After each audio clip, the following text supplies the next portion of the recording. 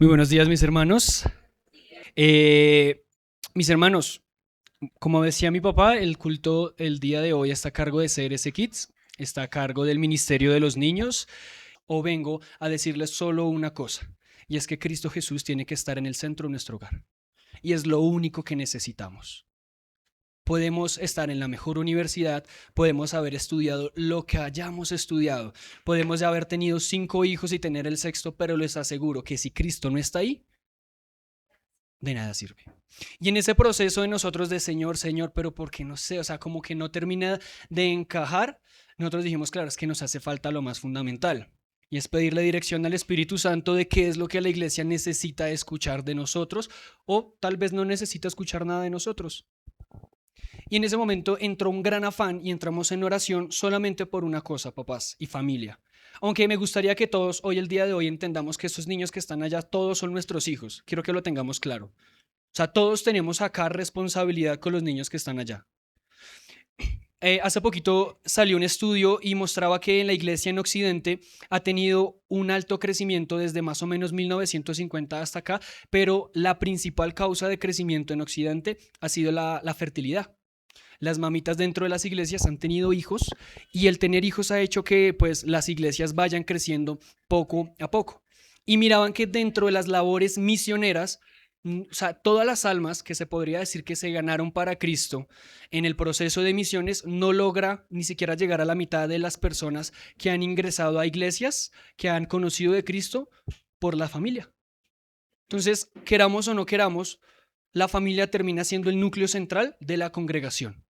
Y lo vemos en esta iglesia. Aquí no, la mayoría de personas que están acá se congregan con sus familias. Llegó uno, luego trajo a su esposo, luego trajo a sus hijos, luego trajo aquí, luego trajo al otro, pero poco a poco nosotros como familia hemos ido construyendo la identidad de CRC Kennedy. Entonces nosotros al percatarnos de eso como CRC Kids dijimos, nosotros lo que tenemos que hacer como CRC Kids es orar y orar por las familias, no solamente por las familias de los niños que tenemos, sino por las familias en general. Y empezó a haber como un compungir en nuestro espíritu de todo el tiempo orar por paz, tranquilidad, unión en la mitad de los hogares. Y dijimos, listo, vamos a empezar a hablar con los estudiantes, con los niños. Nosotros nos sentábamos con los niños, dábamos la clase, hacíamos las temáticas y al final le preguntábamos, ¿alguien tiene alguna petición por la cual desee que el día de hoy oremos? Ore por mi papá y por mi mamá. Es que están peleando. Ok. Ore por mi mamá, es que está peleando con mi tía. Ok. Ore, lo que pasa es que mi papá está enfermo, es que mi mamá, es que mi papá, es que X, Y, Z. Y nosotros nos mirábamos y pase salió así, mijo, oremos, Dios es todopoderoso. Y nosotros con nuestra voz quebrantada, con lágrimas en los ojos, más de una vez tuvimos que salir de ahí y a uno a veces en la carne termina juzgando, ¿no? Como venga, ¿y esas familias qué está pasando acá? Que pretenden que mandan a sus hijos cada 8 días y 50 minutos de clase es suficiente para transformar y desendemoniar el niño. Y no, no es tan sencillo. Y nos dimos cuenta de algo. En muchos de nuestros hogares hace falta la centralidad de la cruz al interior de nuestros hogares. De nada sirve que un niño, que ustedes como papás, que ustedes como familia se sienten acá 50 minutos a la semana, 45, espero hoy cumplir los 45, escuchar la palabra de Dios y ya. Ni eso es suficiente para ellos, ni es suficiente para nosotros. Eso no es suficiente. Nosotros no venimos acá solamente como a enchufar la batería y a lo largo de la semana esos 50 minutos se van descargando, descargando y llegamos al siguiente domingo ya sin carga, reagotados, intentando otra vez recargarnos. Eso no funciona así. Mis hermanos, el mensaje de hoy es sencillamente, hermanos, la cruz tiene que reinar en nuestra casa. ¿Amén o no amén? Y eso implica también un trabajo de humildad. Implica que hemos criado a nuestros hijos y hemos creado vínculos desde la carne y no desde la cruz. Que hemos construido con nuestro esfuerzo un hogar, pero no con la palabra. Y si la palabra no se está viviendo y no es viva dentro de nuestros hogares, créanme que no hay super profe allá que haga milagros con los niños. Entonces, mientras que nosotros estábamos estudiando, orando, el Señor traía a nosotros el Salmo 127. Es lo único que necesitan. Es lo único que necesita hacer, es entender y comprender. Todavía no lo busquen, ya vamos para allá. Porque decimos que es lo único que nosotros tenemos por decir. Las personas de CRS Kids no tenemos la super experiencia ni como profes, ni como papás. Y la verdad, yo no tengo ninguna autoridad para pararme delante de ustedes a decirle cómo tienen que vivir sus familias. No la tengo. Pero sí sé, y lo único que sé, y lo único que el Espíritu Santo y a través del estudio y la exposición de la palabra he aprendido es lo que les venimos a decir. Amén. Por favor, me gustaría que fuéramos rápidamente a Romanos 6:4.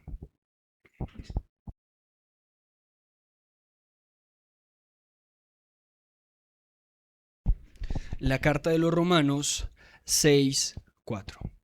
¿Ustedes recuerdan el versículo que leí al inicio hace 15 días? ¿Alguien lo recuerda de casualidad? Que hablábamos sobre un concepto fundamental que habla de morir a nosotros mismos. ¿Nadie lo recuerda? Pues yo se lo vuelvo a decir, apúntelo. Que es Mateo. A mí se me olvidó. No. Es para que lo recordemos. Mateo 16:24, donde dice: entonces Jesús dijo a sus discípulos: si alguno quiere venir en pos de mí, niéguese a sí mismo, tome la cruz y sígame. ¿Por qué estoy enfático? Porque antes de leer este versículo les estoy recordando lo que dice Mateo, mis hermanos, porque cuando hablamos de la centralidad de la cruz, pensamos que, sí, recordemos que Jesús murió. Y eso es todo. Obviamente el evangelio se trata de Cristo en la cruz, la centralidad de la cruz. Pero a veces creemos como que, Jesús murió allá, tan bonito. Pero que también tiene que ver con nosotros. El negar y el tomar la cruz también nos corresponde a nosotros, día y noche tomar la decisión. Ahora sí, acompáñame por favor en la lectura de Romanos 6:4 y dice así: porque somos sepultados juntamente con él para muerte por el bautismo, a fin de que como Cristo resucitó de los muertos por la gloria del Padre, así también nosotros andaremos en vida nueva. Mientras que nosotros seguíamos orando, meditando como en ministerio de niños, mi papá o el Espíritu Santo colocó en mi padre, en el pastor, el sentir de empezar a predicar sobre la familia. Y les quiero preguntar, ¿les ha sido de bendición esas prédicas? Cuando mi papá empezó a predicar sobre la familia, nosotros entendimos, es claro, el Espíritu Santo necesita que comprendamos como familias que Cristo tiene que estar en nuestros hogares.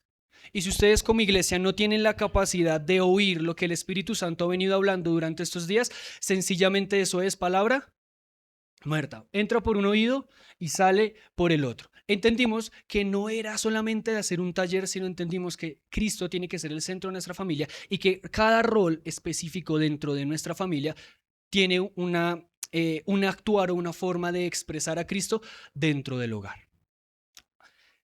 Sin embargo, para empezar me gustaría que viéramos 3 ejemplos de matrimonios que quiero rescatar acá. Por allá en el año 2004, un autor estadounidense de apellido Moore publicaría un libro que se llama Buenos cristianos, buenos maridos.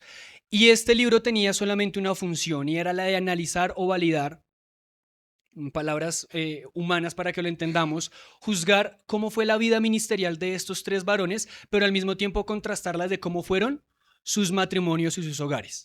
¿Qué hizo? Literalmente el autor del libro cogió la vida de los 3 más grandes predicadores de la historia de Estados Unidos del siglo XVII y empezaría a contrastar cómo fue su vida matrimonial en contraste con su vida ministerial. ¿Qué podemos aprender de ello? La intención o el centro de este libro era explicar y decir que aunque usted sea el ministro más ministro, usted también tiene una responsabilidad dentro del hogar. Y que Dios cuando lo llame a cuentas no lo va a llamar a cuentas por cuántos sermones dio, sino también lo va a llamar a cuentas por lo que usted hizo al interior del hogar. Miremos el primer caso. George Wilfrid, considerado el mayor predicador en la historia del mundo. A lo largo de 35 años daría más o menos 18,000 sermones.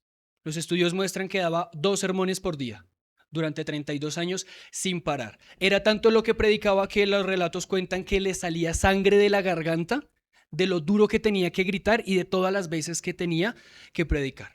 Cuando usted mira a los próceres de Estados Unidos, los fundadores de la Carta Magna, ellos en sus cartas muchas veces relatan que las predicaciones de George Wilfrid alcanzaron a impactar su corazón y que influyeron demasiado en la manera como Estados Unidos construyó la constitución política de los Estados Unidos. Hasta ahí todo normal, hasta ahora en el ámbito cristiano nosotros conocemos esa historia. Pero su vida matrimonial fue algo extraña. Llegó el momento de su vida, aquí tengo que hacer una aclaración. Predicador itinerante significa que él va viajando por todo lado. Y él tenía el deseo de ser un predicador itinerante, viajar por todos los lados dando sus sermones. Pero él no podía porque a su cargo tenía una fundación. Él dijo, necesito casarme. Él dijo, el matrimonio no tiene una función romántica, no tiene una función erótica, sino cumple únicamente una función ministerial. Si yo me caso es porque ella va a ser una ayuda ministerial. No porque el propósito de la familia sea amarnos, sea procrear, sea el vivir en comunidad, sino porque yo como ministro, yo como pastor necesito a alguien que me ayude a organizar la parte ministerial. Y cuenta el libro anécdotas muy chistosas que prácticamente, bueno, él ya era famoso. Entonces recibía muchas propuestas de señoritas y él los ponía y les hacía entrevista. Entonces la sentaba en la oficina y le preguntaba y le hacía un checklist. No, usted no es apta, usted no es apta, usted no es apta, usted no es apta. Hasta que encontró a alguien con el mismo nivel de compromiso ministerial, entendamos ministerial en ese momento como su labor como pastor y predicador, ¿no? Consiguió a esa señorita, la señorita dijo, listo, de una, yo me hago cargo de la fundación, yo me hago cargo de esta parte de la iglesia local, para que usted pueda viajar tranquilamente. Y conseguiría su ayuda ministerial. Y él afirmaría, literalmente, que el romance es un estorbo para la vida ministerial, que tiene que enfocarse en la palabra y cuando voltea a ver a su esposa, ella está enfocada en la palabra, bueno, en la vida ministerial. Era tanto el peso de conciencia que él tenía de que ella vivía tan sola por su ministerio que en alguna ocasión cuando viajó y duró tantos meses fuera de casa, se refirió a su esposa como la viuda prematura. Vive tan sola en esa casa y en ese lugar que pareciera que no tiene marido. Ella es una viuda, ella enviudeció antes de que yo muriera. Eso decía George Wilfred de su matrimonio de él mismo. A la par, en algún momento falleció uno de sus hijos y adivinen qué le tocó hacer a ella. Sufrirlo sola, mientras que él iba por todos los lados. Lo impactante del asunto es que cuando ya iba en el ocaso de la vejez, les preguntan a ellos, den un concepto de su matrimonio. Ambos dijeron fue un matrimonio exitoso y eficaz, pero vean todo lo que sufrieron. Y se levanta ella y dice, pero el sacrificio que yo hice como esposa, como mamá, no lo compensa con el peso de gloria de saber que mi esposo estaba ejerciendo su función. Y él reafirmaba, nosotros tuvimos que sacrificar esa vida familiar para la vida ministerial y eso es un peso de gloria. Por eso yo fui sincero con ella al principio, yo no estaba buscando un romance, yo estaba buscando una ayuda ministerial, no alguien a quien amar en sí. O el amor que yo expreso es únicamente en la parte logística ministerial de la congregación. Evalúe usted. En el centro de la vida, aquí haciendo como un poco de filosofía, el centro de ese argumento es que el hogar está acá y el ministerio está acá. Y ella tiene que ubicarse de acá y yo me ubico acá. Y yo puedo ejercer mi ministerio únicamente porque ella tiene cubiertas las necesidades de acá, del hogar. Pero vamos a ver el segundo caso. Y seguramente es el más famoso. Y es John Wesley, que es el fundador de la iglesia arminiana wesleyana. Yo no sé si usted la ha escuchado. Aquí en Bogotá hay varias iglesias wesleyanas. Y aquí el caso se pone un poquito más turbio. Resulta que él estaba enamorado de una señorita y esa señorita se casó con otro señor. Y él en medio de su tusa decidió casarse con otra señorita. Entonces ahí iniciamos un matrimonio de él amando a otra mujer o enamorado de otra mujer. Hasta ahí pareciese turbio el asunto, pero fácil de entender. Bueno, con los años eso se puede arreglar. Resulta que acontece que las cartas que se le encontraron a los familiares de John Wesley, a John Wesley y a familiares de la esposa, contaban que su esposa era histérica, pero que nadie se la podía soportar, que era impresionantemente histérica, que era celosa, que era posesiva, que no la dejaba salir, que no lo dejaba salir. Literalmente, en palabras de George Wilfred, diría que es una carga para el ministerio. Y era extremadamente pesado. Sin embargo, también se encontraron una cantidad de cartas románticas de John Wesley coqueteando con muchachas de otras congregaciones. Bueno, la muchacha peleaba por algo. Y cuando ella se dio cuenta que ella estaba todo el tiempo él estaba enviándole todo el tiempo cartas de amor a otras muchachas, le dijo, me hace el favor y para de hacer eso porque usted me está faltando el respeto. Y la respuesta de él fue, espérese porque estoy haciendo mi labor ministerial. Yo las estoy aconsejando, yo las estoy ayudando, yo las estoy guiando. Entonces usted no me puede prohibir y no le puede prohibir a mí, que soy un siervo, un ministro, que deje de hacer mi labor como ministro. ¿Quién las va a pastorear?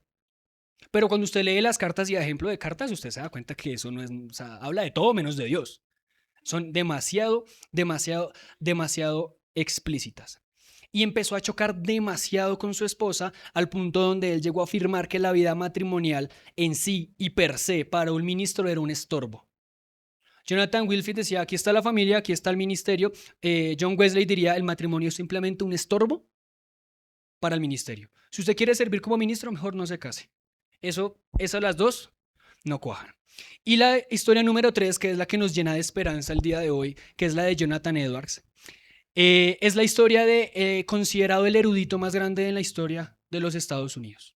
De hecho, hoy en las universidades todavía se siguen leyendo sus textos sobre identidad, sobre individualismo, obviamente sobre temas teológicos. En el ámbito cristiano es conocido como el máximo exponente del pecado. Él siempre predica sobre el pecado. Si usted quiere comprender y entender qué tan pecador es usted, escuche un sermón de ese señor y le aseguro que usted le da hasta vergüenza levantar la cara al escuchar los sermones de ese señor. Pero resulta que él era predicador itinerante. ¿Cómo les expliqué qué es un predicador itinerante? Que va viajando de un lugar a otro. Y llega el momento donde él se enamora, se casa y él dice, yo ya no puedo seguir siendo un predicador itinerante. No está mal, pues sencillamente predico donde vivo, donde estoy. En la congregación en la que yo soy pastor, ahí me dedico a predicar. Y cuenta los relatos que él explicaba, predicaba y decía que él era ministro de tiempo completo. Pero explíqueme qué es eso de ministro a tiempo completo. Él decía sencillo, yo soy pastor, yo soy predicador, yo soy esposo, yo soy papá. Y todo eso es un solo ministerio. Cuando él comprendió y entendió que todo eso era solamente un ministerio, él dijo, Dios me va a llamar a cuentas por mi ministerio. ¿Cuál es su ministerio? Predicador, pastor, papá y esposo. Y cuenta el libro que hay demasiadas evidencias de que él tenía que madrugar demasiado y trasnochar demasiado haciendo sus sermones para poder dedicarle tiempo en el día a ser pastor, pero también dedicarle tiempo a su familia. Para él era ley mínimo, por lo menos mínimo, cenar todos los días con su familia. Era ley. Si no pasaba eso, él sencillamente decía, yo estoy fallando como ministro. Que yo predique mal, que predique una falsa doctrina, es equivalente a que yo descuide mi familia y descuide mis hijos. Yo no sé usted, pero de las 3 historias la que más me conmueve es la de Jonathan Edwards. Nunca dejó de predicar, nunca dejó de ser responsable, nunca dejó su estudio, pero tampoco dejó su familia de lado. Y paradójicamente, yo no quiero hacer aseveraciones a la ligera, pero paradójicamente de los 3 es el que terminó teniendo más impacto a lo largo de la historia. Sí, tal vez como John Wesley no montaría una denominación o no fundaría una denominación amplia, pero él hasta el son de hoy, hasta en el mundo secular, es reconocido como uno de los máximos eruditos. ¿Por qué quiero traer a colación o por qué traigo a colación estas 3 historias, hermanos? Porque nos recuerda que el ser cristianos, por el hecho de ser cristianos, no nos hace perfectos al interior de nuestro hogar. Para hacer las cosas bien dentro de nuestro hogar, tiene que estar Cristo en la mitad, pero también tiene que estar mi voluntad de buscar a Cristo todos los días y de hacer viva la palabra de Dios en cada uno de los actos. Jonathan Edwards decía que él tenía que morir a sí mismo en todas las cosas. Él decía cuando tenía sueño, estaba trasnochado, dejaba a sus hijos en la cama, ya estaba muy cansado y tenía que ir a hacer un sermón. Él no se decía a sí mismo, ay, pero qué pereza mi familia. Decía, yo me tengo que sacrificar. Yo tengo que dar de mí esta carne. Si esta carne duele, si me duele la cabeza por el sueño, no me importa. Yo tengo que ir a cumplir ahora mi labor como predicador, que es ir y formarme. Ese es el mensaje que quiero que el día de hoy poco a poco vayamos impregnando en nuestro corazón. Si la teología que decimos sentir no cambia nuestra biografía, nuestra forma de actuar dentro de nuestro hogar, sencillamente algo está fallando. Y el libro es contundente y casi que el título es una pregunta. ¿Buenos cristianos, buenos maridos? Los separa. Ser cristiano no lo hace buen marido. Y ser buen marido no lo hace cristiano. Pero para los varones que están acá les tocó las dos. Les tocó ser buenos cristianos, aceptar a Cristo en su corazón, pero al mismo tiempo les toca ser ¿qué? Buenos maridos. Pero no quiero hablar solamente de los varones, quiero hablar también de las señoritas. ¿Ustedes son buenas cristianas? Pues también tienen que ser buenas ¿qué? Buenas Marías. Buenas esposas. Y no solamente buenas esposas, sino buenas mamás y buenos papás. Porque es importante hablar de familia. Lo primero que quiero que tengamos en cuenta, o hay varios puntos o varias acotaciones que quiero que guardemos en nuestro corazón. La primera de ellas es que la familia no es un invento social tardío. ¿Eso qué quiere decir? O sea, por allá mientras que la sociedad iba evolucionando, mientras que el mundo iba evolucionando, en algún momento de la vida, ¡pum!, apareció la familia. Eso no es así. La familia no es un invento social, la antropología lo ha demostrado, la psicología lo ha demostrado, la sociología lo ha demostrado, la familia no es un invento social tardío. Y hablando en términos cristianos, la familia es una institución nacida en el corazón de Dios. ¿Es voluntad de Dios la familia? Amén, por favor. ¿O no es voluntad? ¿O creen que es un error su familia? ¿O que están ahí por equivocación? ¿Y la familia que usted tiene acá mientras que se está congregando piensa que eso es por cosas del azar? No, señores. Otra cosa que yo quiero que tengamos en cuenta es que la familia es sombra y medio de expresión de la palabra. ¿Eso qué quiere decir? No sé si usted ha analizado la Biblia, pero le vengo a decir varios datos. ¿La Biblia inició con un matrimonio y termina? ¿Con qué? ¿Con qué termina la Biblia? ¿Con el matrimonio de la iglesia con quién? Pero si se da cuenta el lenguaje que utiliza la Biblia para referir a esa relación entre iglesia y Cristo, ¿cómo nos trata? Como su amada. Eso es un lenguaje familiar. Cristo se relaciona con su iglesia como esposo y como esposa. Dios es comprendido como padre, pero también es comprendido como ¿qué? De nuevo, las palabras y los roles familiares vuelven a aparecer en escena. ¿Es importante la familia? Dios mismo se relaciona a nivel interno en la Trinidad como familia, o por lo menos no lo dio a entender a nosotros, porque nosotros no podemos comprender la inmensidad de Dios, pero a través de la Trinidad, por ejemplo, podemos entender desde un lenguaje de la familia cómo se relaciona esa Trinidad.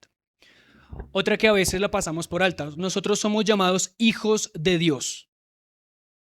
¿Somos llamados como? ¿Miembros de la iglesia? ¿Somos sus qué? ¿Significa que Él es nuestro qué? Nuevamente, ¿el lenguaje familiar entra en escena? Cuando estamos entre miembros del cuerpo de Cristo, entre miembros del reino de los cielos, ¿cómo nos llamamos? De nuevo, ¿cómo nos llamamos? ¿Será que el lenguaje familiar es importante entonces?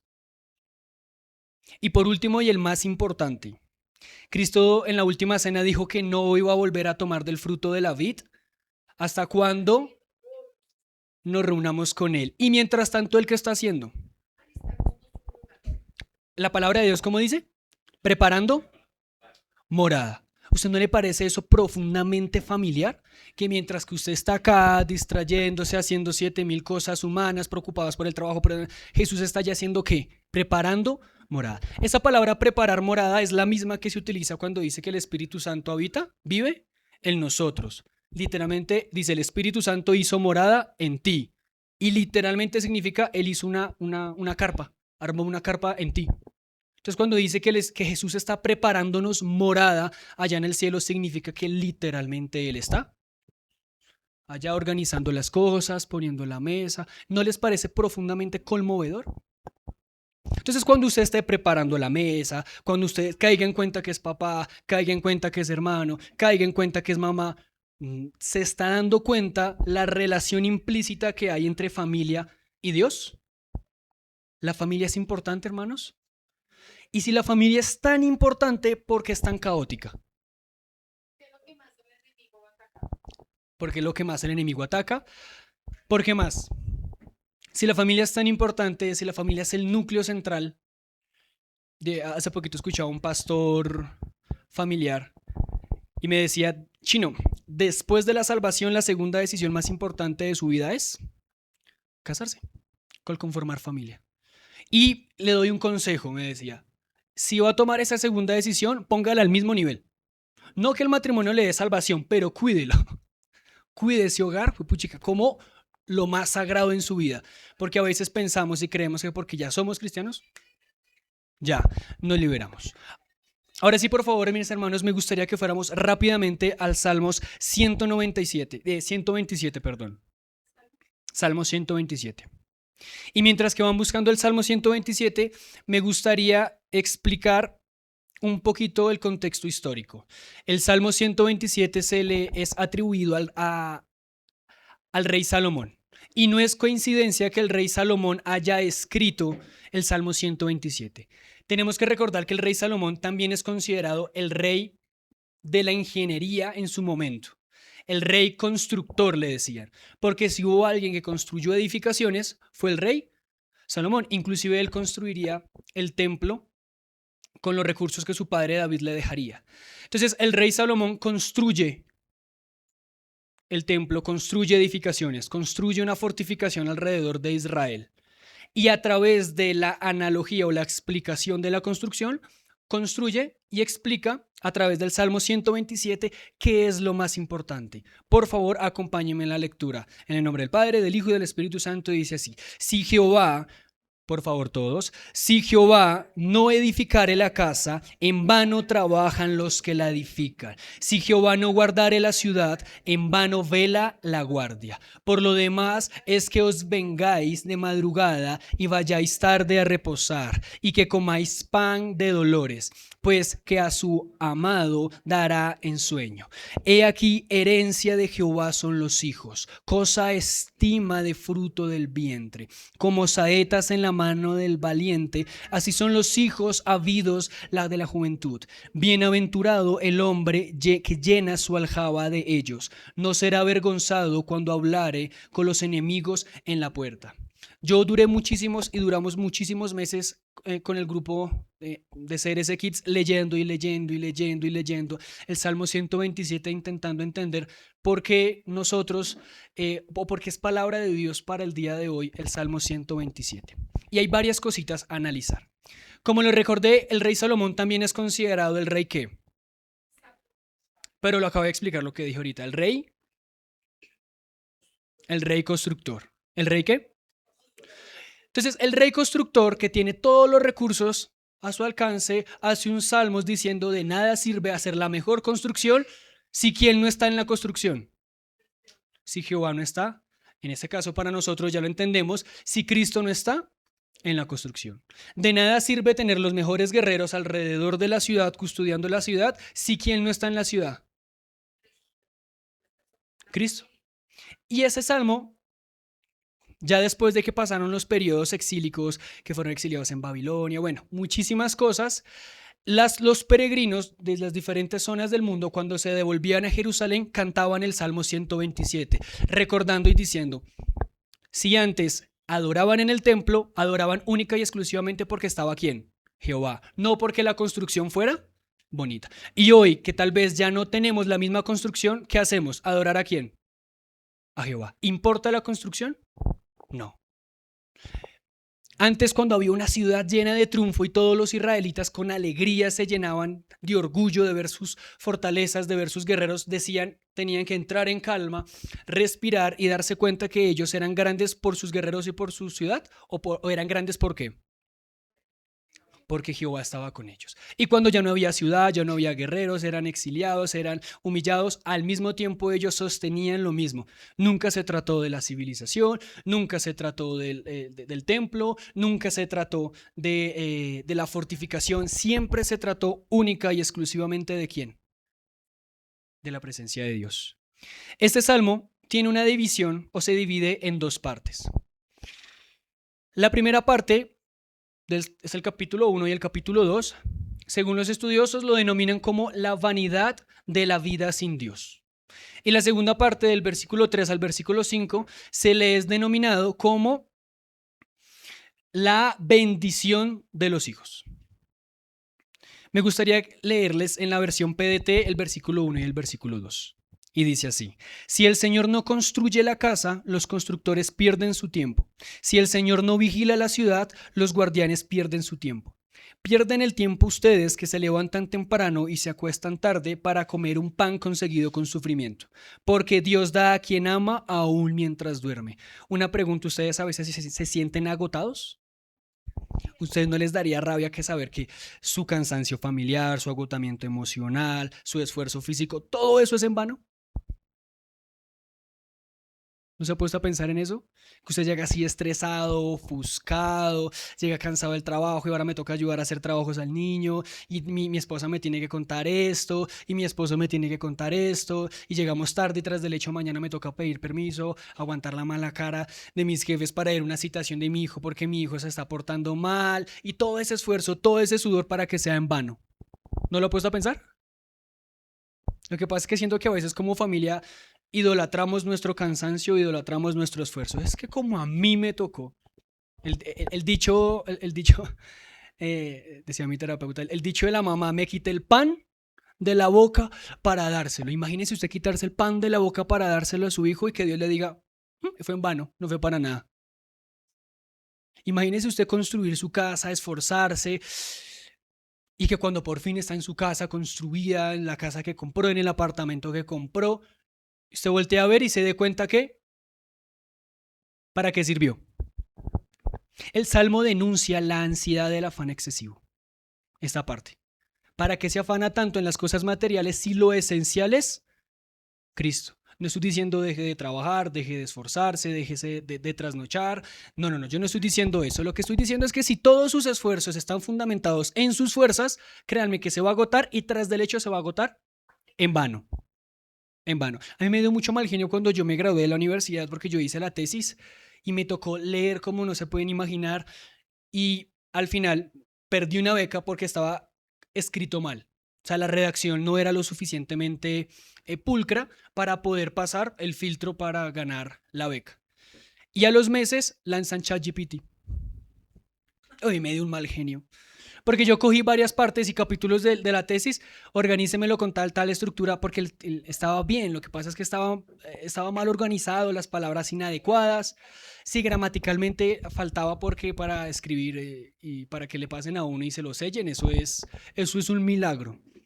Y me dio un mal genio porque me di cuenta que en una noche yo hubiera organizado todo eso y no pude. Pero es que se lo juro, a la semana, boom, el boom, literal. Aparece una tal inteligencia artificial llamada ChatGPT que hasta organiza textos y yo. Tanto esfuerzo porque la motivación que a mí o sea, lo que me gatilló a mí construir esa tesis durante año y medio, literalmente fue la beca. Si yo no hubiera sabido que la beca estaba, pues yo presento una tesis ahí como para graduarme y tener el requisito. Pero me esforcé demasiado y al final, ¿de qué sirvió? Bueno, de mucho, porque aprendí, bueno, muchísimas cosas.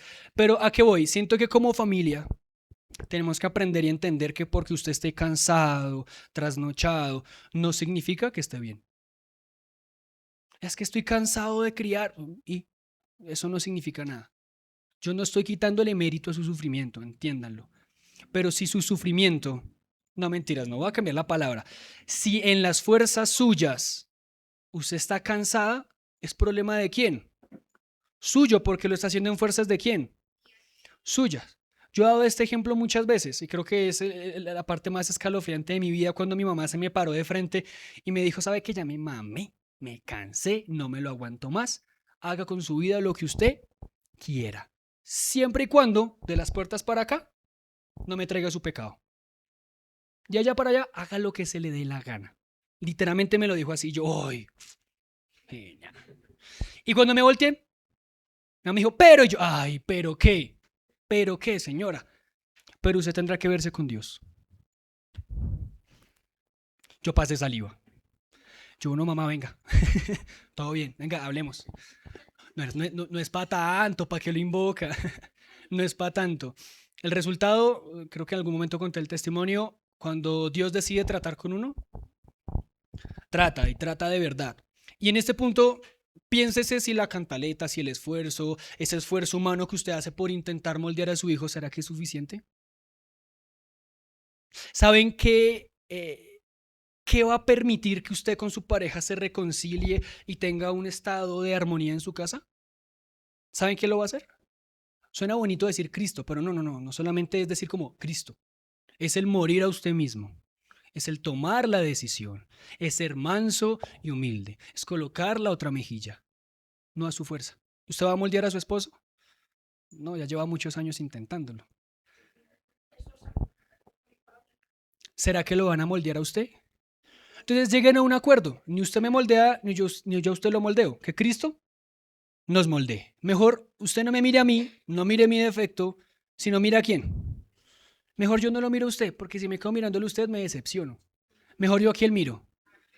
Y eso le pasa a uno como hijo. A mí me costó horrores entender que Dios me había perdonado mis pecados, que Dios me había redimido, que Dios me había regenerado, que yo ya no tenía que vivir con esa culpa. Pero cuando tenía que hablar del pecado de mis papás, ahí sí, ¿y yo no lo perdoné a usted? A veces se nos olvida que el mismo Dios que perdonó mis pecados es el mismo Dios que perdonó el pecado de mis papás. Entonces, si yo me quedo aquí a recriminarle a mis papás todos los pecados que han hecho y todos los errores que han hecho conmigo, ¿yo qué estoy haciendo de la cruz? Entonces yo tengo que morir a mí mismo, mirar a mis papás y decirle, yo niego mi derecho legítimo a la venganza. Yo lo niego. Y muero a mí mismo. Y decido ¿qué? La cruz. Porque es que por más que mis papás se me arrodillen y me piden perdón, ¿va a satisfacer mi corazón? No. Y tampoco estoy pidiendo que lo hagan. Y yo sé que ellos día y noche cuando me miran a mí y recuerdan todo lo que vivieron y lo que están viviendo, no, mejor miro la cruz. Porque si se quedan mirándome a mí, ¿qué van a ver? Imperfección. Imperfección en todo el sentido de la palabra. Mis hermanos, por favor, leamos Juan 15:5.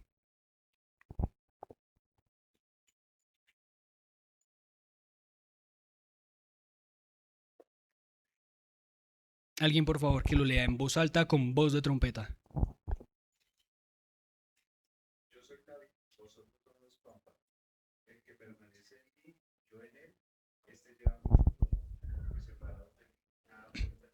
Amén. ¿Lleva mucho qué?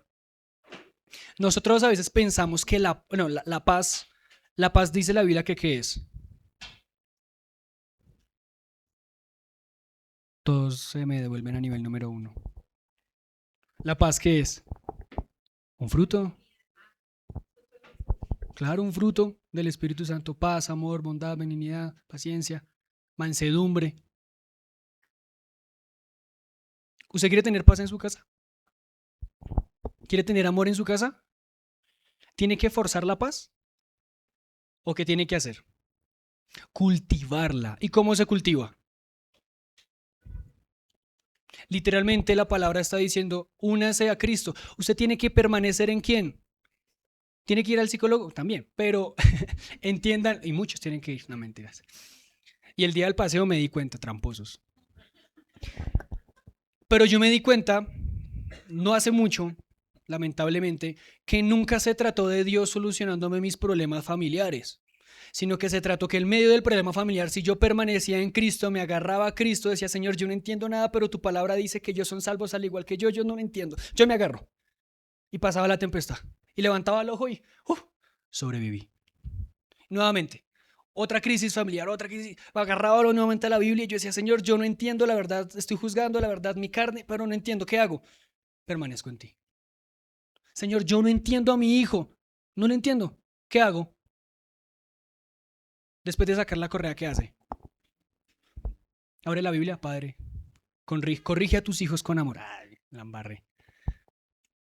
Parece tonto, pero de verdad necesitamos nosotros doblegarnos de rodillas absoluto. Nuestros hijos, los hijos, no necesitan padres estudiados. O sea, sí, pero no. ¿Qué necesitan? Necesitan padres arrodillados delante de Dios, dispuestos a sacrificar su carne todos los días. Los estudiosos darían el siguiente comentario sobre la primera parte de Salmo 127. Destaca la importancia de reconocer que sin Dios todo esfuerzo humano es vano. Esto se refiere a la necesidad de reconocer a Jesús como el Señor de nuestra vida y la fuente de nuestra fuerza y sabiduría. La familia, comunidad de la fe. La familia es la unidad básica de la sociedad y la iglesia y debe ser una comunidad de fe donde se vive y se enseña la palabra de Dios. Mi abuela siempre que yo me iba de la casa me decía, por más rebelde que yo fuera, me decía, mijo, usted es de bendición. Y yo, le creo. Yo no sé. Pero cuando yo llegaba al colegio a hacer mis pilatunas, por allá caía ese pensamiento. Usted es de bendición, usted es de bendición, usted es de bendición, usted es de bendición. Mi abuela veía en fe lo que ni yo veía, se los aseguro. ¿Qué decía Juan 15:5? Que hay que permanecer en quién. Como familias, ¿qué tenemos que hacer? ¿Ponernos de acuerdo? Cuando usted no entiende a su esposo, ¿usted qué tiene que hacer? Someternos. Cuando usted no entiende a su hijo, ¿usted qué tiene que hacer? ¿Someterse a quién? Comprender que la crianza de su hijo está en manos de quién. ¿De verdad son tan orgullosos que piensan que ustedes están criando a sus hijos? No, ustedes son instrumento de Dios. Siquiera somos instrumentos de Dios. Yo cuando me miro como profesor y estoy enseñando a los niños, digo, de verdad, yo fracasé. Pero algo hace el Espíritu Santo, algo hace Dios. Hace poquito yo les preguntaba por qué es tan duro vivir en familia, ¿no? Que porque el enemigo ataca a la familia, porque mi carne se eleva, porque es que no hay nadie que me saque más el mal genio que mi esposo, que mis hijos. No hay nadie que me conozca y me haga más vulnerable que mi familia. Pero la verdadera pregunta que tenemos que hacernos de ahora en adelante, cada vez que usted diga, pero ¿por qué mi familia? Usted respira, no se hace esa pregunta y se hace la siguiente. ¿Cuántos de ustedes batallan con su temperamento a pesar de ya haber tenido un encuentro con Dios? Cada vez que usted va a llegar, ¡ay! Uy, espérense, espérense, espérense. Hoy es el día. Un chiste interno, qué pena. Pregúntese cada vez que usted tenga un problema familiar fuertísimo, antes de refunfuñar de su familia, pregúntese si en ese momento usted está batallando con su temperamento. A mí me costó entender que no era problema de mi hermano, que el problema era mío, mi impaciencia, no mi hermano. Todavía sigo batallando con eso, lo confieso. A veces no me aguanto ni a mí mismo. Empezando por ahí, ¿no? Creo que ninguno se aguanta a sí mismo. 2 horas solo, sin televisor, sin celular, en sus pensamientos y ya usted ya se cae mal. Entonces, ahora imagínese que dentro del hogar está viviendo un esposo, una esposa o la abuela, los que estén dentro del núcleo familiar y cada uno de ellos está batallando 24/7 ¿con qué? Con su temperamento, con sus expectativas, con su modelo de crianza, con sus cosas. ¿Eso será que no va a chocar de forma natural? El hombre y la mujer por naturaleza son diferentes, lo cual nos lleva a que pensamos, razonamos, opinamos, visualizamos el mundo de forma diferente. A eso súmele sus heridas, súmele sus traumas, súmele sus errores doctrinales, súmele una cantidad de cosas. Ahorita todo eso hágale un sancocho y póngale un bebé llorón a mitad. ¿Cuál es el resultado? Y eso súmele la suegra, no mentiras. ¿A qué voy con todo esto? Cada vez que usted vaya a refunfuñar de su familia, primero hágase esa pregunta. ¿Será que Dios está tratando con mi temperamento en ese momento? Ojo, el temperamento es el que tiene usted. Es el que genéticamente, con ese nació usted. Y ese es el que tiene que matar, ese es el que tiene que dominar, ese es el que tiene que sacrificar todos los días en la cruz. El carácter es el que le permite que Dios tome control de ¿qué? De ese temperamento. La segunda parte de Salmo 127 es la bendición de los hijos. Y se los voy a leer rápidamente en la versión Reina Valera. Los hijos son la herencia que nos da el Señor. Los frutos del vientre son la recompensa que viene de Dios. Los hijos de un hombre joven son como flechas en las manos de un guerrero. Qué afortunado el hombre que llena su aljaba de flechas como esas. No será avergonzado por sus enemigos cuando trate con ellos en los tribunales. Y vean que sí he meditado hartísimo en esta última parte. No serán avergonzados por sus enemigos cuando trate con ellos con los enemigos en los tribunales. ¿Quién tiene que defender a papá y mamá frente al mundo? ¿Quién? ¿Quién?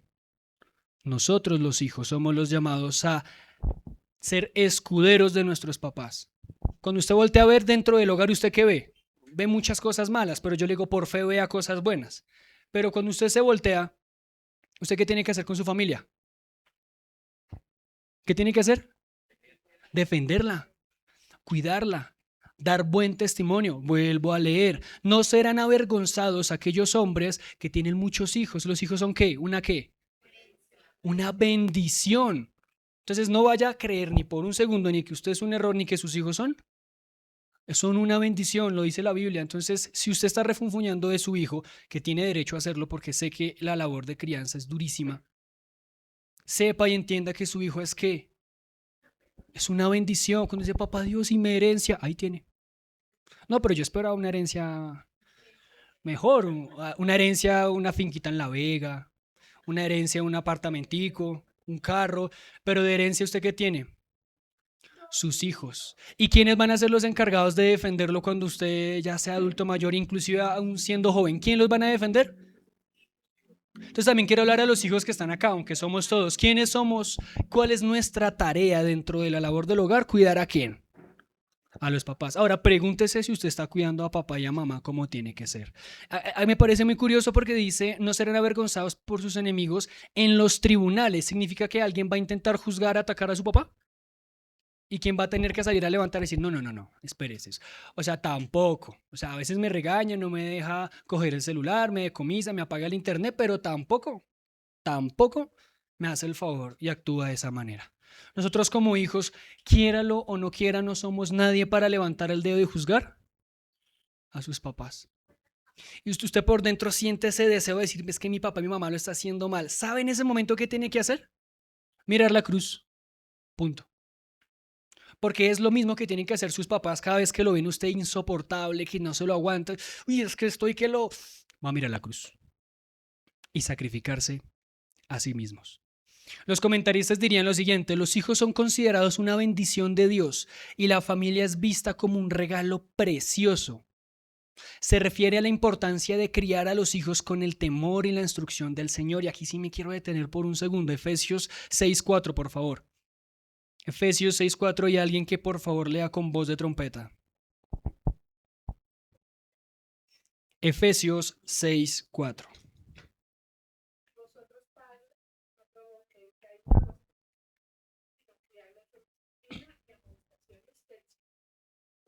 No hay nada que enseñe más a sus hijos que qué. ¿Eso significa que usted tiene que coger la Biblia y ponérsela en la cabeza? ¿O usted se va a sentar mientras que duerme así subconsciente? Uy, me da mucha risa porque cuando yo estaba en mi época de rebeldía, 2, 3 de la mañana, yo abría mis ojos y veía a mi abuela así. O sea, se ponía aceite en las manos y me las ponía. Ay, abuela, dejé de dormir. Pero yo veré a mi nieto. Y yo. ¿Se refiere a eso? Obviamente estamos hablando de que tenemos que orar por nuestros hijos y todo. Es un mal chiste. Pero cuando dice que tenemos que educar a nuestros hijos en la palabra, ¿a qué se refiere? ¿A leerle la Biblia? ¿A orar con ellos? Hace parte, yo creo que es el 20% de lo que es criar a nuestros hijos en la palabra. El otro 80%, ¿qué es? En ejemplo.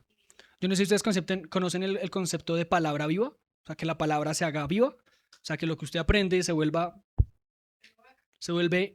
práctica. Yo no vengo aquí a contar incidencias de lo que me cuentan atrás los niños, pero solamente les quiero decir algo, familia. Sus hijos no son ajenos a los problemas familiares. Sus hijos son muy conscientes de cuando papá y mamá pecan. Son demasiado conscientes, se los puedo asegurar, con detalle. Puede tener 5 años, pero mi papá y mi papá y mi papá, y eso está mal, profe, ¿cierto? Yo, que le digo que no deshonra a su papá, que no deshonra a su mamá, que le ayude a ella a entender que está mal, que no lo puede repetir, pero al mismo tiempo que al que ella entienda que está mal, no puede ir a mirar a sus papás y recriminarles. ¿Ven lo difícil que es ese momento? O sea, uno no sabe qué decirles. Uno de verdad no sabe. Yo allá en el colegio es cristiano, había algo que se llama encuentros con Dios y me tocó hacer el encuentro con Dios en grado quinto. Y estábamos ahí, Ana, estábamos explicando el poder de la cruz. Literalmente ese era como el tema central. Y que la cruz, a través de la cruz, pues nosotros somos nueva criatura. Y un niño supremamente cansón, ofensivo, y empecé a hablar de qué es la cruz, de hace 2000 años alguien murió por tus pecados. Entonces, todas esas cosas malas que tú hiciste, Dios las cargó y se hizo propio, o sea, él dijo, eso que usted cometió, Le voy a decir a Dios que lo cometí yo por usted para que me castigue a mí. Más o menos así se los expliqué. Son niños de quinto. Sé que no es lo más doctrinal, pero pues entiendan que es niños de quinto. Y se para un niño y empieza a abrazarme y a llorar, a llorar, a llorar. Es que mi papá me dice que yo tengo que pegarle a los demás. Yo, pues uno a veces no le cree todo a los estudiantes porque uno sabe que los estudiantes a veces dicen cosas. Es que papá me dice que ser débil está mal. Entonces yo le dije, papá, tú no quieres hacer las cosas malas. O sea, yo veo que tú estás compungido y herido en tu ser porque no quieres hacer las cosas malas. Pero mi papá me obliga, me saque, quiere que le pegue a la gente, que quiere que esto. Mi papá me obliga. Mi papá me dice que tengo que ser fuerte. Mi papá empieza a contarme una cantidad de cosas que no puedo contar, que el papá le hace hacer. Yo en ese momento, como le digo, honre a padre y a madre. Uy, es que es dificilísimo. Y muchas veces me he encontrado en circunstancias aquí en la iglesia donde mi papá, mi mamá y yo, ¿yo cómo lo abordo? Yo cómo le digo a ese niño honra a padre y a madre, pero no es que el tema no es de honra, el tema es que papá y mamá están haciendo esto y ellos son extremadamente conscientes. Cuando papá ve, cuando papá dice, cuando papá frecuenta lugares, cuando papá está en lugares que no tiene que estar su hijo, es extremadamente consciente. Y su espíritu sabe que está mal, aunque su consciente está empezando a moldearse al ejemplo de ustedes. Saben que hay algo que está mal ahí, pero también no tienen otra alternativa que imitar, emular, neuronas espejo. Y empieza todo el tiempo ahí a imitar. Vuelvo y digo, hermanos, nuestros hijos, los niños que están allá, no son ajenos a los problemas familiares. No son ajenos, son muy conscientes. Y son ellos los que terminan allá de rodillas orando por ustedes, familia. Y les aseguro que eso tarde que temprano les va a traer consecuencias, buenas y malas. Ver a sus hijos en esa posición de ellos rogando por su santidad, a mí me parte el corazón, me parece bonito, o sea, los niños diciendo como yo quiero que mi papá actúe y viva en santidad, pero al mismo tiempo uno queda como, se están invirtiendo los roles, o sea, ¿quién es el encargado de llevar y evangelizar a esos niños? Ustedes como papás. Otra incidencia, otra intimidad de ser ese kit. Nosotros traímos un proyecto externo para trabajarlo acá. Nos capacitamos, nada, en todo el proceso, adolescentes y niños. Ya como a mitad de año ya dijimos esto es insostenible sencillamente porque los papás no están comprometidos, no traen a los niños las veces que son porque eran sesiones seguidas, ¿sí? Entonces si se faltaba una sesión, pues quedaba perdido para la siguiente, era literalmente todo un módulo. Y los papás no traían no traían una vez al mes al niño, una vez cada 15 días. Un mes sin venir, venía un mes, 6 meses sin venir, luego venía. Entonces, cuando ellos llegaban totalmente perdidos, entonces no podíamos. Dijimos, no podemos continuar con este proceso porque es un proceso continuo y las personas de la iglesia no están siendo continuas. Anexo, pedimos cuaderno, pedimos tareas, pedimos esto, pedimos lo otro, pero dijimos, no, está bien. Ellos viven cargados toda la semana con tareas de los niños para que llegue el domingo y ahora me manden más tarea. No, o sea, seamos coherentes, no vamos a dejar tarea, pues entonces que vengan los niños y que vengan dispuestos. Dijimos, no, ¿sabe qué? Acabemos este programa, en algún momento más adelante, si Dios lo permite, lo vamos a continuar, pero mientras tanto vamos a hacer clases temáticas cada domingo, cosa de que indiferentemente venga o no venga el niño, el siguiente domingo va a llegar y va a encontrar palabra, va a encontrar. Ahí les cuento también el por qué nosotros como CRC Kids también decidimos pararnos acá al frente y decir, hey papás, pilas con la responsabilidad. Nosotros decimos que fuimos crucificados juntamente con Cristo y fuimos resucitados juntamente con Cristo y vivimos una nueva vida. ¿Y dónde está la nueva vida al interior del hogar?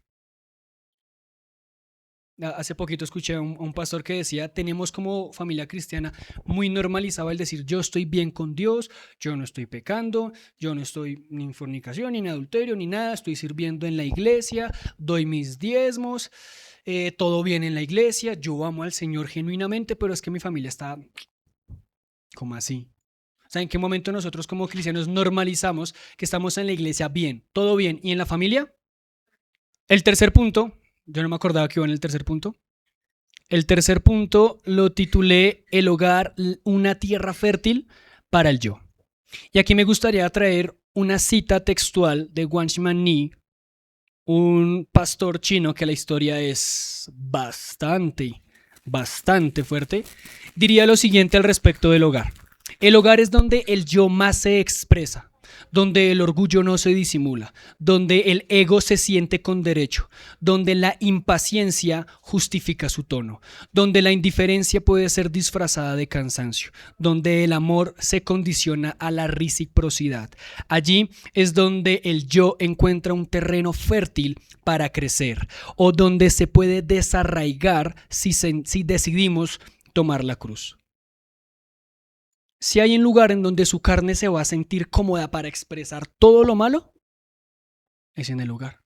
Porque usted es aquí entre hermanos, usted guarda pudor, guarda respeto. Si su hermano hace algo que a usted no le gusta, usted lo pasa por alto, por manejar la fraternidad. Pero vaya un familiar suyo, haga algo que a usted no le gusta. ¿Será que usted guarda el pudor, la distancia, con respeto y elocuencia? Concomitante con lo anterior mencionado, me quiero acercar a usted a informarle que lo que usted dijo no me gustó.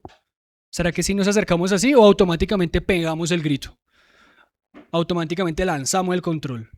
Entonces Walmasny decía que si hay un lugar donde el yo está más en peligro de exponerse, es en la familia. Por eso Walmasny decía, si usted quiere conocer un cristiano verdadero, un cristiano que realmente haya asumido la cruz, mire si al interior de su hogar está viviendo el sacrificio, si en las pequeñas cosas es sacrificial. Si no, sencillamente no podría decir si es cristiano. La cruz no es un evento que ocurre una sola vez al inicio de nuestra vida cristiana, diría Walmasny también, o en las aguas del bautismo. Es un diario vivir, un proceso del desgaste del yo y de manifestación de Cristo en nosotros. Si ese proceso no cambia la forma en la que vivimos al interior de nuestra casa, entonces no ha comenzado realmente. Volvemos un poquito también a lo que decía el libro. Si al interior de su hogar usted no está viviendo la palabra, ¿de qué le sirve todos los sermones, el esfuerzo? ¿De qué sirve que usted predique tanto que literalmente la garganta le sangre? Si al interior de su hogar usted no está viviendo la cruz. Y me gustaría, no sé, por un segundo explicar qué es eso del yo. ¿Explico qué es el yo? Ponemos el video y finalizamos. Ya, todo bien. Tranquilos. El yo puede ser comprendido bíblicamente como la mente, la emoción y la voluntad. Sacrificar al yo, ¿cómo así? Me muero yo, ¿qué hago? ¿Aguanto hambre en ayuno porque estoy muriendo en mí mismo? ¿Qué hago? ¿Qué es el yo? El yo se divide en esas tres partes que ya le mencioné. ¿Cómo podemos entender la mente? La mente se expresa en cómo opinamos, juzgamos o razonamos las situaciones dentro del hogar, pero principalmente cómo juzgamos. Nosotros tenemos ideas previas, pasa alguna situación y yo sé que a usted le ha pasado. Ah, claro, usted llegó tarde porque usted no tiene consideración de su mamá que está cansada. Entonces lo que pasa es que usted no es considerado. Eso es lo que pasa. Y el niño por allá todo que me estaba divirtiendo, perdí la noción del tiempo. Pero ¿qué lectura hizo la mamá? Todo lo contrario, se sintió supremamente ofendido. No le importó llegar tarde, no le importó el corazón, el amor de su mamá. Le importó más sus amigos, su placer. Yo me acuerdo cuando era chiquito, yo llegaba con los tenis sucios, negros, embarrados, todos los días. Porque yo no sé qué pasaba, pero llegaba a educación física y llueva. Y mi mamá me decía, son de tela, no juegue cuando está lloviendo. Y llegaba con los tenis embarrados. Y yo cuando estaba ya jugando, o sea, veía a todos jugando, empapándose, y yo, ¿el regaño de mi mamá o no jugar? ¿El regaño de mi mamá o no jugar? Yo, bueno, que la Abraham a las 6 de la tarde se preocupe, yo voy a jugar. Y me metía por allá a jugar y llegaba con los tenis totalmente embarrados. Y mamá de nuevo, una y otra vez, y regañe, y regañe, y regañe. Pero es que usted no tiene consideración de mis manos, que juzgamos. Obviamente yo estaba actuando mal, simplemente estoy trayendo ejemplos cotidianos. La mente expresa cómo opinamos y juzgamos. Juzgamos humanamente. Emoción. Son las reacciones que muchas veces no controlamos, el grito, silencios incómodos, lágrimas egoístas y resentimientos acumulados. Cuando hablamos de la voluntad, hablamos de decisiones que tomamos sin consultar al Señor, priorizando la comodidad por encima del testimonio. Y la Biblia dice, tiene que sacrificar el yo, es decir, que la manera como usted juzga, razona, reacciona, organiza las ideas en su cabeza, tienen que ser atravesadas ¿por qué? Por la cruz. Verlo y juzgarlo humanamente o verlo y juzgarlo a través de la palabra. Cuando usted reacciona de forma desmedida emocionalmente, ¿qué se está expresando? El yo. Entonces, ¿qué tiene que pasar con la mente, la emoción y la voluntad? Cuéntenme ustedes, ¿qué tiene que pasar? Aló. ¿Qué tiene que pasar? ¿Qué tiene que pasar con el yo? Morir. Morir al yo. Es decir, que cada vez que usted vaya por allá a explotar, ¿usted qué tiene que hacer? Morderse la lengua. Y decir, no lo voy a decir porque ¿a quién tiene que matar? Yo no estoy hablando de ascetismo, ¿no? Que ahí me voy a pegar. No, no, no, yo no estoy hablando de eso. Pero cada vez que usted, por ejemplo, vaya a tomar una decisión, ¿qué tiene que hacer? No, yo quiero ir por... No, mentira, no, espere. Primero voy a pensar, voy a meditarlo en la palabra. ¿Cuál es la voluntad de Dios? En algún momento hablaba con la pastora Raquel y yo le preguntaba, en su experiencia como líder de jóvenes, ¿qué es lo más duro y lo más difícil? Dice, cuando un joven viene a mi oficina o me llama a decirme que tiene novio o novia. Uf, eso es lo más difícil. Porque en el momento que un joven cristiano que está sirviendo, que está full, que está a tope, dice, conseguí novia, ya, se acabó. Se acabó. Se acabó todo, apague y vámonos. Y me decía, no hay nada que yo humanamente logre entender porque una persona cuando está tan bien en Dios pareciera que se enamore, se perdió. ¿Y dónde está esa persona? No, por allá está de viaje. No, quién sabe, no es que la pareja, no es que esto, no es que esto, no es que esto. Y a los meses vuelven arrastrándose. Pastor, me fui infiel. Pastora, me fui infiel. Pastora, es que esto. Y en ese momento, me decía la pastora, en ese momento cuando nosotros tenemos el corazón, la emoción, juzgamos a esa persona es perfecta, me late el corazón, la emoción y aparece la voluntad. Yo decido, yo lo amo, es que yo lo voy a cambiar, yo lo voy a convertir. En ese momento, ¿qué tiene que pasar verdaderamente y bíblicamente? Morir. Morir.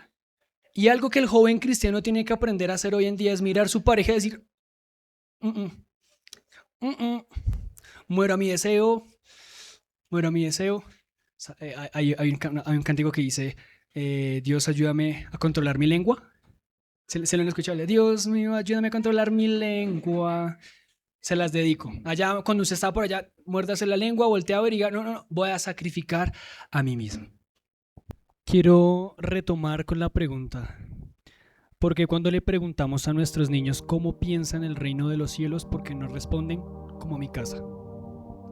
¿Será que sus hijos conocen de Dios, pero no precisamente porque en el interior de la casa se esté viviendo esa realidad, sino porque alguien les contó, porque van a otro lugar a aprender de Dios?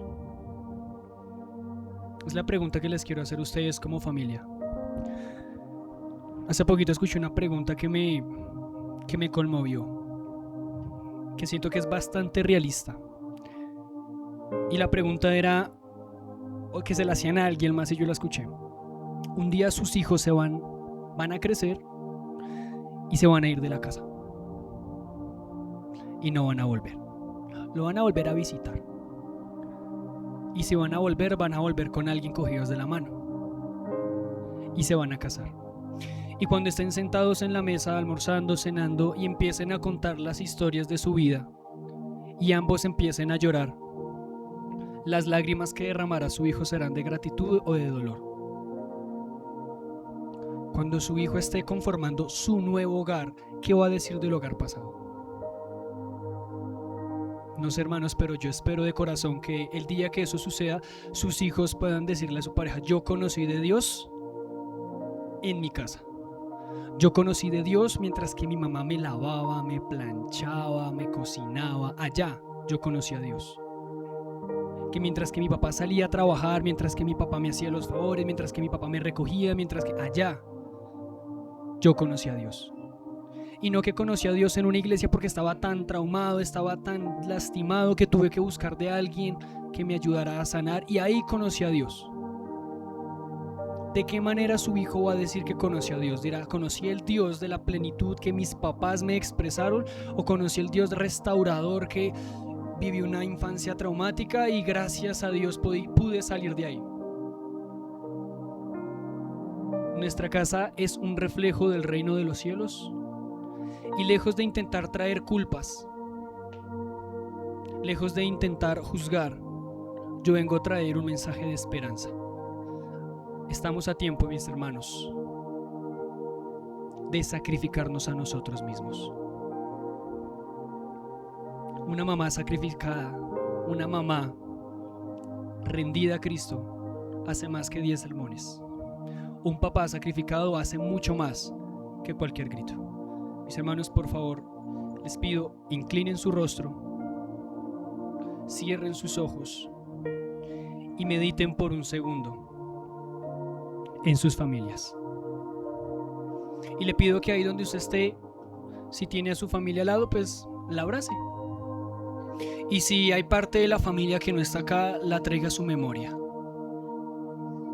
Pero le pido, por favor, ore por su familia.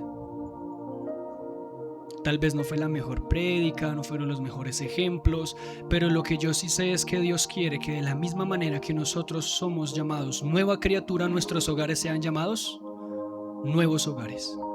Dios no restaura, hermanos. Dios renueva, hace nueva todas las cosas. El evangelio no se trata de Dios haciéndome favores, se trata de vivir la plenitud de Cristo. Y yo sé que es difícil, yo sé que es duro, pero afiáncese a la cruz como a nada en la vida. Y el mismo tiempo que invierten en corregir a sus hijos, en echarle en cara a su esposo las cosas, inviertan el mismo tiempo o más tiempo en estar de rodillas pidiéndole al Señor. Dejemos de intentar ganar en nuestras fuerzas las batallas que Dios no nos mandó a librar. Leemos y escuchamos que es el Espíritu Santo quien convence, quien redarguye, pero no, yo lo redargullo a mi manera. Con manipulación, con gritos, con desaliento. Y las cosas no son así. Yo no sé en qué momento como cristianos aceptamos que nuestros hogares sean tan distintos al reino de los cielos cuando se supone que ya el reino de los cielos está. Por allá en Hechos 2, el día del Pentecostés, cuando se fundó la iglesia, decía que perseveraban en la doctrina en las casas, en las familias. Y yo sueño, y no tengo mayor anhelo en este momento que ver a las familias de CRC renovadas, transformadas, regeneradas, con vínculos regenerados, con hijos que puedan ver a sus padres a través de la cruz y los vean perfectos, sin mancha. Padres que puedan ver a través de la cruz a sus hijos perfectos, sin mancha. Y que de la misma manera que al interior de cada hogar se está viviendo eso, podamos entre familias apoyarnos, guiarnos, exhortarnos y vivir eso tan bello que es el cuerpo de Cristo. ¿Qué es esto? El estar abrazados, el vivir esa fraternidad. Mis hermanos, no esperemos que pase más tiempo. Ustedes ya conocen del Dios vivo y ese Dios vivo se tiene que expresar y se tiene que ver reflejado en el interior de nuestros hogares. Fuimos llamados a colocar la mejilla, fuimos colocados a mostrar la gracia, y no hay un lugar que necesite más gracia y más misericordia que su casa. Seguramente usted en su mente está diciendo: mi hijo no lo merece. Precisamente porque no lo merece, necesita un padre sacrificado que le muestre el amor de Cristo, que también es correctivo, pero que es gracia. Y allá con sus ojos cerrados le pido, por favor, primero le pida perdón a Dios porque seguramente ha intentado en sus fuerzas construir un hogar. Y descanse en la plenitud de Cristo, sabiendo que es Cristo quien va a formar, quien construye, quien perfecciona la obra.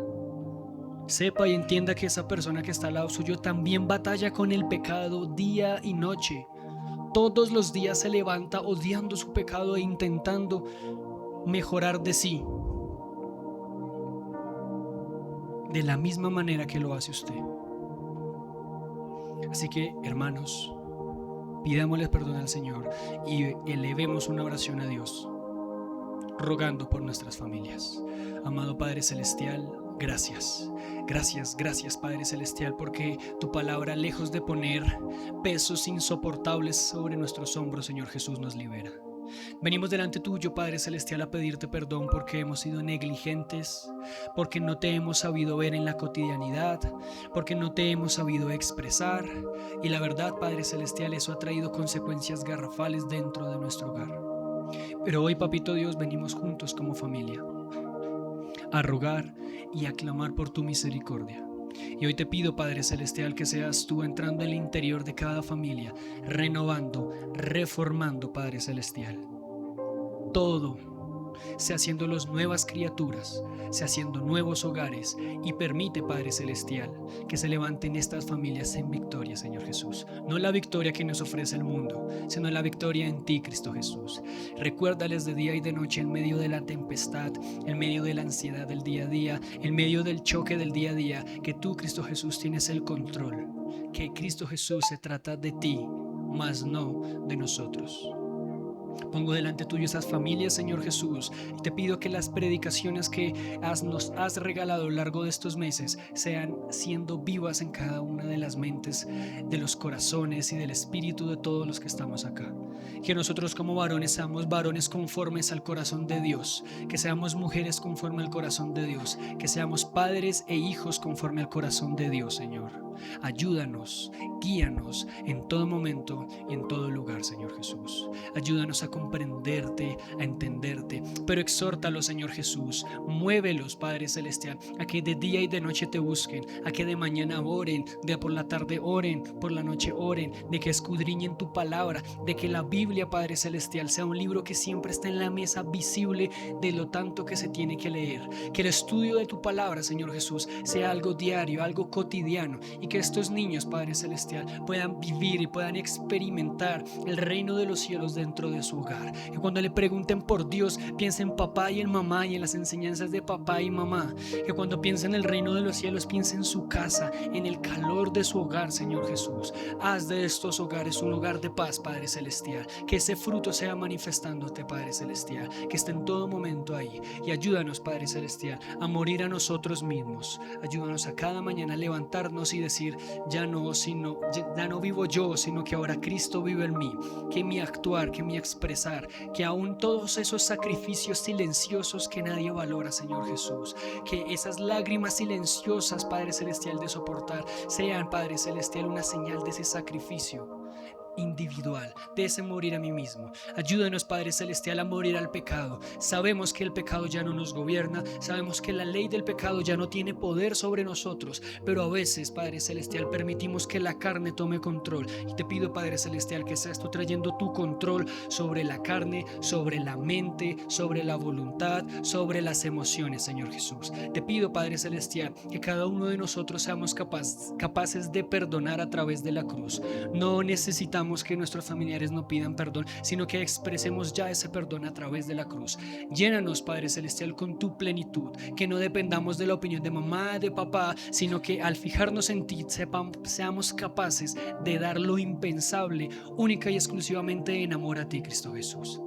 No siendo más, Padre Celestial, pongo delante tuyo a CRC Kennedy, que esta semana sea una semana de bendición, que sea una semana de reflexión, que sea una semana de dadivosidad, y que en medio del estruendo de lo que es estas festividades aquí en Colombia, Padre Celestial, ellos puedan vivir en paz, en tranquilidad, pero que también puedan disfrutar en familia, Padre Celestial, que se puedan sentar a la mesa con coinonía, sin disputas, sin peleas, Señor Jesús, sino personas que están unidas por tu Espíritu, Señor Jesús.